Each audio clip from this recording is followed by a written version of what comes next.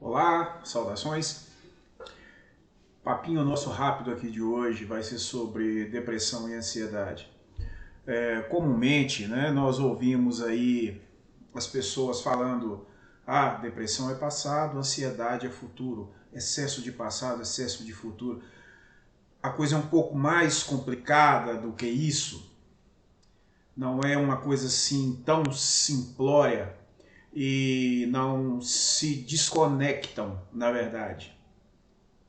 Nós possuímos mecanismos de defesa que são percepções internas em relação à realidade que nos fazem ter uma vida menos insuportável, que nos fazem odiarmos menos a nós e que atendem necessariamente à autopreservação, buscando proteger ao indivíduo, ao grupo que ele pertence, à própria espécie. Um desses instrumentos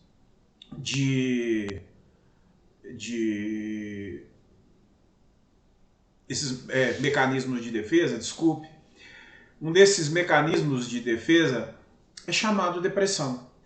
Nós temos que imaginar uma depressão geológica, né? Vamos imaginar um caminho, uma fissura no solo que se abre. E como isso acontece? Repetições, né, de ações que não atingem os objetivos buscados na vida de uma pessoa. Isso pode gerar problemas, principalmente quando a pessoa crê que o mero pensamento positivo realiza, ou que ela é totalmente responsável pelos resultados. As pessoas são responsáveis pelos atos, pelas suas estratégias, mas os resultados dependem de diversas forças externas. E é onde a pessoa ela precisa entender que ela precisa de modificar estratégias ou de ter resiliência, de suportar este caminho, porque as forças externas estão atrapalhando a sua estratégia e as suas ações que são, de fato, as adequadas à situação. Então, quando isso começa, quando uma boa estratégia, um bom caráter, uma boa paciência, né, uma boa resiliência, boas ações bem coordenadas, bem ordenadas, estrategicamente planejadas, não atingem os resultados esperados. O que é que acontece? A pessoa sofre por isso.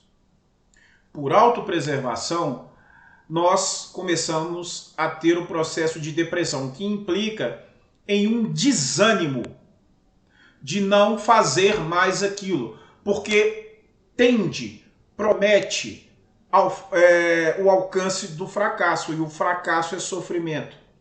E a pessoa persiste naquilo. Essa depressão aumenta.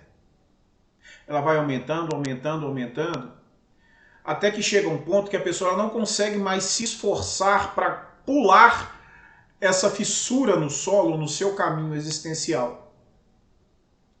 E isso comumente vai acontecer em campos existenciais que são inevitáveis. Por exemplo, trabalho, estudos, meio familiar, coisas que a pessoa não pode fugir.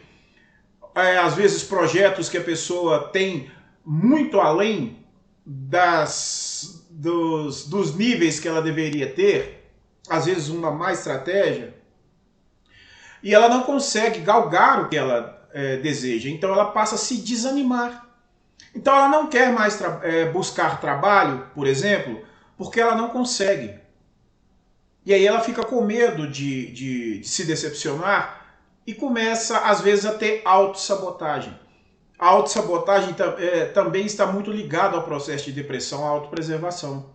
Porque quando a pessoa ela começa a perceber que ela vai fracassar muito, ela começa a se autossabotar antes de tentar, para que ela não sofra. Então também é um mecanismo de defesa.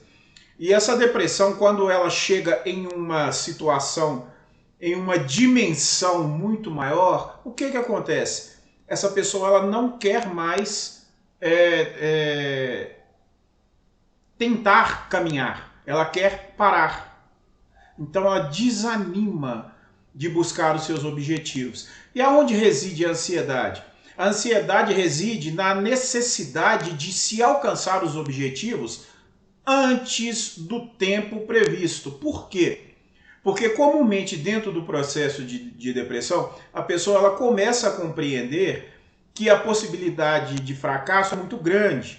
Então ela quer acelerar as coisas de uma forma que às vezes foge à estratégia.